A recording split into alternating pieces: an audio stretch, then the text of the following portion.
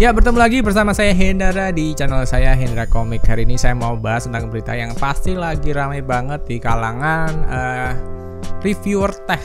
Yaitu adalah kemunculan dari Snapdragon terbaru untuk tahun ini untuk menyongsong tahun depan 2022. Yaitu adalah Snapdragon 8 generasi 1. Ganti nama, jadi bukan Snapdragon seri 800, 898, 900, tapi enggak. Tapi Snapdragon 8 generasi 1. Kenapa ganti nama? Apakah mungkin ingin membersihkan image diri dari Snapdragon 888 yang sangat banyak masalah, khususnya di isu panas overheatingnya ya. Dan di Snapdragon 8 generasi 1 ini udah memakai fabrikasi yang baru, lebih kecil lagi, 4 nanometer. Jadi kalau Snapdragon 888 itu 5 nanometer, ini lebih kecil lagi, Snapdragon 8 generasi 1, 4 nanometer aja. Nah, cuma yang jadi kekhawatiran saya di sini adalah Snapdragon 888 itu Qualcomm kan kerjasama di manufaktur bersama dengan Samsung ya. Dan untuk seri 8 generasi 1 ini juga akan terulang kembali, akan dimanufaktur oleh Samsung lagi. Nah, ini bukan mencari salah-salahan ya, cuma saya agak khawatir kalau nanti endingnya tuh jadi gerah, jadi overheating isu lagi kayak di Snapdragon 888. Ya, tapi semoga perkiraan saya dan ketakutan saya ini nggak jadi nyata ya. Semoga untuk yang Snapdragon 8 generasi 1 ini bisa mantep banget. Semoga performanya juga makin oke, adem dan irit daya kayak Snapdragon 865 lah, 870 lah.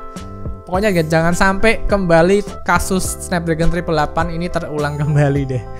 Semoga Samsung juga bisa do something gitu deh. Nah, secara singkatnya, Snapdragon 8 generasi 1 ini akan memberikan performa yang lebih tinggi 20% daripada Snapdragon 888. Dan secara pemakaian daya juga diklaim bakal lebih irit 30%. Jadi bakal lebih irit baterai ya.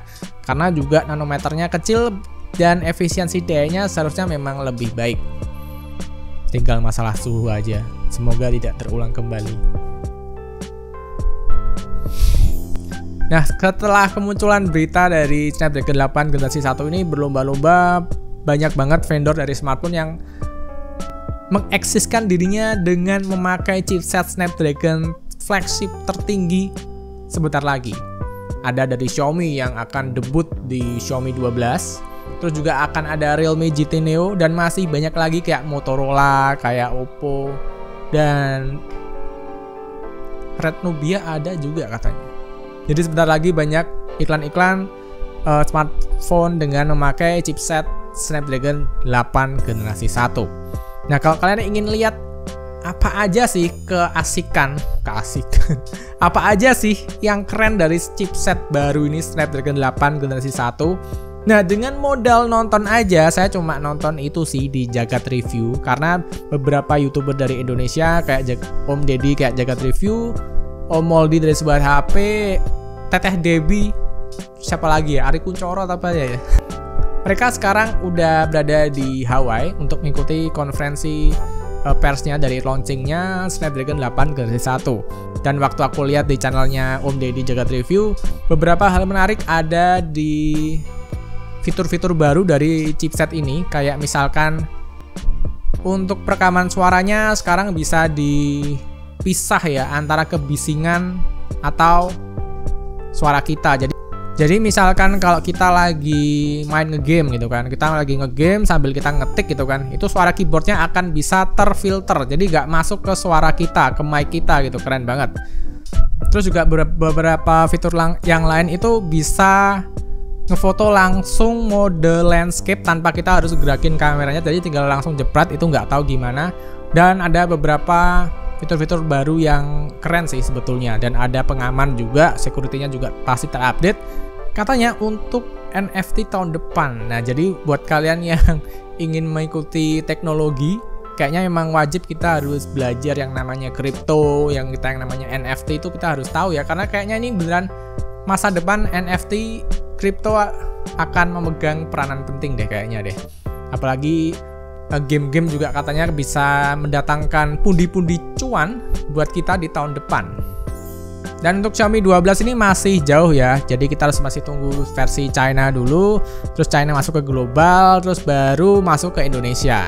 Jadi kita bisa lihat review-reviewnya dulu, apakah kesalahan yang lalu, overheating isunya akan kembali lagi di seri yang ini, semoga tidak. Dan berita beralih ke Redmi yang ada di India ya, dimana tanggal 30 November lalu tuh udah ngeluarin Redmi Note 11T 5G. Ya, ini adalah handphone dari Redmi Note 11 yang ada di China sana.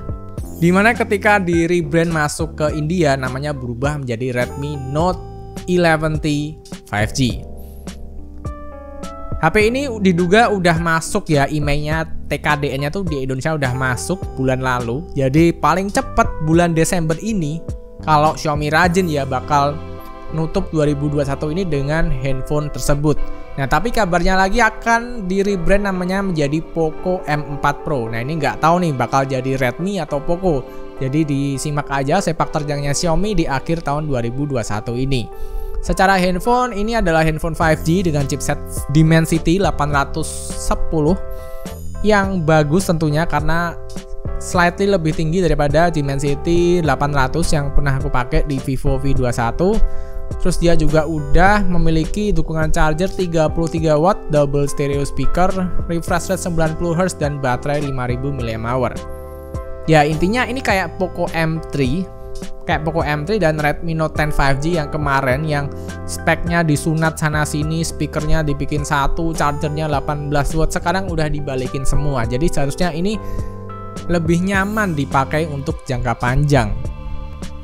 Dan kalau kalian ngarep yang body kotak, kayaknya ini bukan saatnya, karena Poco M4 Pro atau Redmi Note 11 5G ada Redmi Note 11 versi China yang cuma mengambil model backdoor yang sama, frame kamera yang sama dengan seri yang kotak kayak iPhone itu, flat edge design. Dan di sini nggak pakai flat edge design, jadi modelnya hampir mirip kayak Redmi 10 atau Poco X3 GT. Dan dari harganya pun di India juga udah keluar, itu harganya bervariasi antara 15.000, 16.000 dan 18.000 rupiah. Yang kalau dirupiahkan itu ada sekitar 2,8 juta untuk varian yang 664. Terus ada juga harganya untuk yang varian tertingginya yang 8128 akan di harga 3,2 jutaan.